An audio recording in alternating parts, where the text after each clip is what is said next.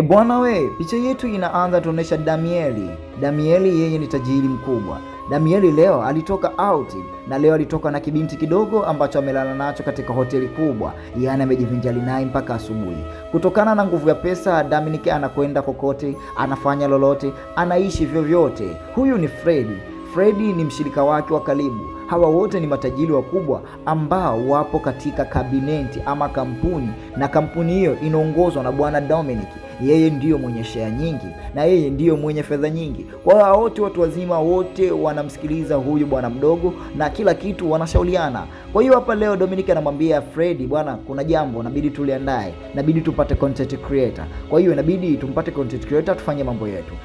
Hapa anapokea simu Ruby kutoka kwa Dominic, anamwambia hakika naomba nitafutie content creator ambaye atanifanyia matukio yangu vizuri. Na huyu hapa ni Alex. Alex hapa katika kampuni moja ambayo inashughulika na mazingira ya mitandao na mambo mengine, yani mambo ya sanaa yote. Basi hapa Ruby alikuja alimkumbatia Alex na akamwambia, hakika nimetumwa na nimekufuata wewe kwa Dominic na nimekuchagua kwa sababu Dominic anataka mtu mwenye sifa zako na vigezo vyako. Basi mchizi alipofika nyumbani hapa aliangalia na alikuta zawadi la boksi na kabidi atoke moja kwa moja aende hapo alipoalikwa, na alikuja na zawadi ya kumpongeza kwa sababu leo ilikuwa ni birthday, na hapa alimkuta Chris pamoja na huyu hapa. Hawa wote ni ndugu zake na Alex, kwa kuwa Alex yeye sasa hivi amegewa talaka na huyu ni mwanae ambaye anaitwa Charlie. Basi kwa hiyo Alex alipogewa talaka na mumewe, kwa hiyo anaishi na familia yake, yaani baba, kaka, ndugu zake na watoto wake wote anaishi nao pamoja. Kwa hiyo ni single mother.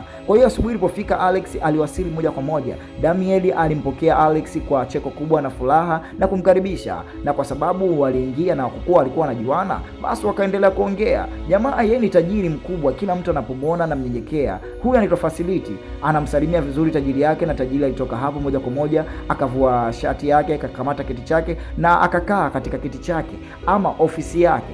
Alex akakaribia sana kama yeye ni mfanyakazi, na jamaa akaongelezea project yake ni kitu gani ambacho anataka, kwa sababu wao walikuwa na kampuni kubwa ambayo ile pale nyuma mnaiona pale. Kwa hiyo wakawa wanataka mtu ambaye atafanya tangazo la biashara yao. Kwa hiyo hapa wakawa wanapata mawazo na kila mtu anatoa maoni yake, bwana, mimi nataka tukio liwe hivi ama video hii tuicheze hivi. Kwa hiyo mchizi akawa anashauriwa. Alex aliongea maneno mengi ili mada atake kusikika. Hata huyu msaidizi wake naye alimwambia, bwana, kika tajiri, inabidi tufanye hivyo. Tajiri alikuwa mjeuri sana, akamwambia hapana, hawezi kwa mwanamke kama huyo akataka yeye hela kama hiyo ambayo anaitaka sisi tumlipe. Hilo jambo haliwezekani. Alex alijisikia kama kadhalilika, anambia yeye hapana, huwezi ukasema tangazo tu dogo hilo hapo tukupe hela zote hizo kwa sababu gani? Alex akakasirika na akaanza kuondoka, na mchizi Damiel akaanza kumfuata nyuma Alex. Alex anambia hapana, niache bwana, sitaki maongezi na wewe. Hakika wewe mtu gani unakuwa na nini? Yule jamaa ghafla akajigonga chini, na alipojigonga chini akapoteza fahamu, na anapokuja kuamka katoka katika fahamu yake hana analolikumbuka. Huyu hapa jamaa tunamuona hapa ni mgeni, lakini anaingia katika tena ofisi yake, kila mmoja anamshangaa, anamwangalia. Hata yule mtu ambaye alitoka kuongea naye sasa hivi hamthamini tena, na hata anaporudi ndani ya ofisi hii ambayo yeye ilikuwa ya kwake, anakuta uongozi umebadilika, kila kitu kipo tofauti. Jamaa anajiuliza, na yule mtu ambaye alitoka kubishana naye na kumdharau, kumbe yeye sasa hivi ndio mwenyekiti wa hii kampuni na yeye ndio mkurugenzi. Anasema jamani, hii ni ofisi yangu. Kwa hiyo hata yule mfanyakazi mwingine mzee ambaye alikutoka naye ambao ni Bro Freddy, naye anamwambia toka nje bwana, hakika wewe hujui kama dunia imeshabadilika, huyu ndio kila kitu na wao ndio wenye kampuni. Wewe kampuni gani? Anambia Bro Freddy, hii kampuni ni ya kwangu na mimi ndio tajiri. Kwa hiyo anakuta mambo yote yamebadilika. Hata ule Facility ambaye alikuwa yuko nje pale, mwanamama yule, anakuta kila kitu kimebadilika. Hata madereva taxi huku ni wanawake. Kwa alipojigonga tu anakuta dunia yote imeharibika, na wanaume ndio wamekuwa kama watu wafanya matangazo, wanaume ndio wamekuwa kama watu ambao wao wanafanya maonyesho, wanaume ndio wanavaa vitu vya kike, wanaume ndio wanapika, wanaume ndio kila kitu. Kwa hiyo dunia hii ambayo sasa hivi jamaa anajiona sasa hivi wanaume ndio wanawake na wanawake ndio wanaume. Yaani wanaume sasa hivi wamekuwa wao ndio wanaongea, bwana, tunataka haki zetu, tunanyanyaswa. Paka kaanza kumbuguzi, ikabidi aondoke moja kwa moja kurudi huku nyumbani kwao. Tena anamkuta Suni amekaa hapa, wala habari yana. Anamwambia bwana kapike, na baba yake mzazi sasa hivi ndio anapika yeye. Baba, kwa nini unapika? Anambia mama ndio maisha jinsi yalivyo.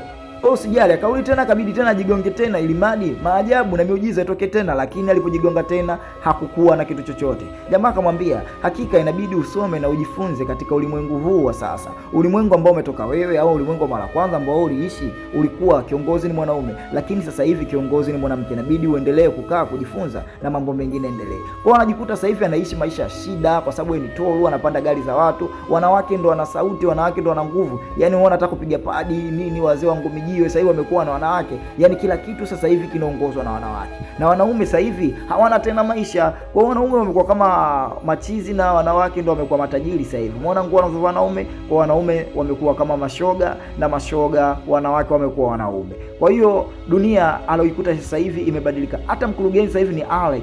Alex yeye ndo anatoa mipango, na yeye ndo anatoa miradi, na yeye sasa hivi Alex yupo katika mchakato wa kutaka kutangaziwa biashara yake. Nani atatangaza biashara yake kimataifa na kidunia? Yani content creator. Na yeye ndiye kaonekana kama ni content creator. Kwa hiyo ule usika wake yeye sasa hivi kauchukua Alex, na usika wake yeye sasa hivi usika wa Alex anao yeye Damien. Kwa hiyo Damien anajikuta haelewi namna gani atafanya. Kwa hiyo sasa hivi kawa ndo mbeba mizigo, wakati vitu hivi vyote alikuwa vijui. Na huyu jamaa wake anamwambia, hakika huu ulimwengu inabidi uishi tu na ukubaliane matokeo, kwa kuwa sasa hivi sisi wanaume sio kitu. Wanaume sisi ndo wakata nyanya, sasa hivi wanaume sisi ndo wakwenda gengeni, na sisi wanaume ndo wakufanya kila kitu, hata kucheza, kufanya nini. Basi mchizi hapa akaanza kuchukuliwa vipimo, aliko sawa, ikiwezekana kidogo alau arudi awe mzuri kidogo, na hapa akaanza kufanya mazoezi kidogo, alau sura ama shape ikae sawa, hata kufanya zile steaming nini na nini sabu na nini. Basi na leo kidogo akabadilika muonekano. Huyu content creator, watu wao wonderful,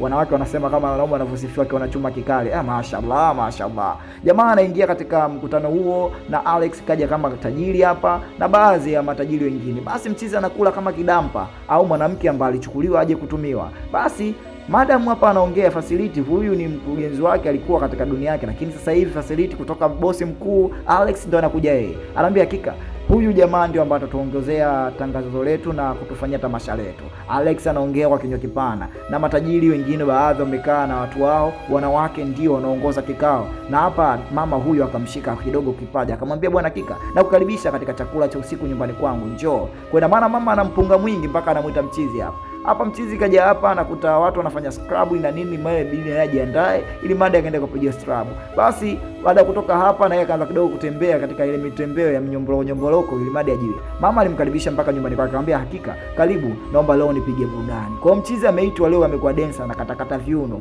kwa sababu zalau na vitu hivi vyote. Mchizi ajanaga mama, mwisho wa siku mama kwa viuno alivyokatiwa hapa, anajikuta mama anapoteza maisha kwa viuno tu vya mchizi. Mama alipoteza maisha moja kwa moja. Mchizi wangu ulifanya performance kali sana, yani wewe mkatikia mtu mpaka kafa. Ni hatari sana. Kwa mchizi haelewi hii dunia namna gani. Yeye ni tajiri mkubwa na bilionea. Kwa hiyo kujigonga kwake tu kumesababisha matatizo yote aanze kuyaona. Alikutana na huyu mzee ambao siku zote anampa usia, akamwambia, bwana hakika endelea kuvumilia na kujifunza na uangalie usawa wa maisha binadamu. Hakika binadamu wote mko sawa. Hakika binadamu wote mkiwezeshwa mnaweza. Kwa hiyo usimdharau mtu kutokana na kitu. Na hapa alikuja kwa babake, anakuta babake anafanya kazi za kike na anashangaa. Lakini hapa leo anamkuta Madam Alex yuko kapendeza, yuko vizuri. Anambia hakika utanifanyia burudani njema. Na huyu ni Greda yeye ndi mtu ambaye sasa hivi wanataka kufanya naye share katika biashara zao. Greda anaonekana ni mwanamama mmoja ambaye anapenda nyumbuluko, yani kuchapana.